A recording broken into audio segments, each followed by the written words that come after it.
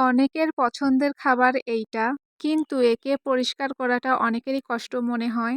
গন্ধ, ময়লা, চর্বি সব মিলিয়ে ঝামেলাই মনে হয়। আমি নিজে কখনো ভুঁড়ি পরিষ্কার করিনি। এইবারই ১ম মাকে সাহায্য করছি এই কাজে।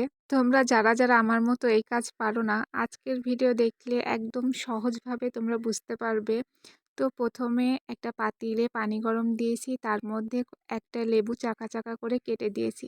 মা কিন্তু আগেই সব ঠিকঠাক করে রাখছে। আর এইদিকে আমাদের পানিটাও গরম হয়ে গেছে। তো এই পানিটা এখন তুলে ভুঁড়ির মধ্যে দিতে হবে।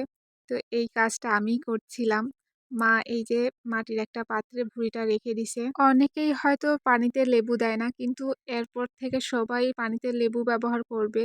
লেবু দেওয়ার কারণে কিন্তু ভুঁড়ি থেকে বাজে একটা গন্ধ ওইটা আর আসতেছিল না। তো এইটা মানে ছোটখাটো একটা টিপস। ভুঁড়িটা কিছুক্ষণের জন্য গরম পানিতে রাখছিলাম। তো রাখার পর এইটা মা এখন তুলে নিল একটা পাতার উপর।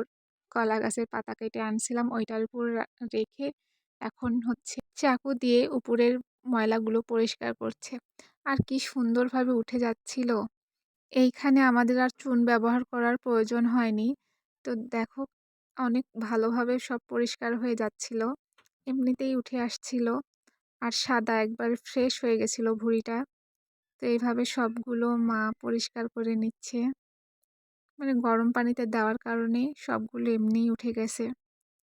সবগুলো ভুঁড়ি আমাদের এইভাবেই পরিষ্কার করে নিছে মা। তো লাস্টে দেখো কি সুন্দরভাবে পরিষ্কার হয়েছে।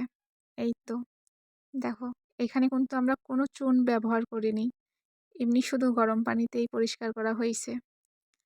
তো তোমরা যারা পারো না, এটা দেখে শিখতে পারো। তো আজকের ভিডিও এই পর্যন্তই। দেখো কত সুন্দরভাবে পরিষ্কার হয়েছে। তো সবাই ভালো থেকো।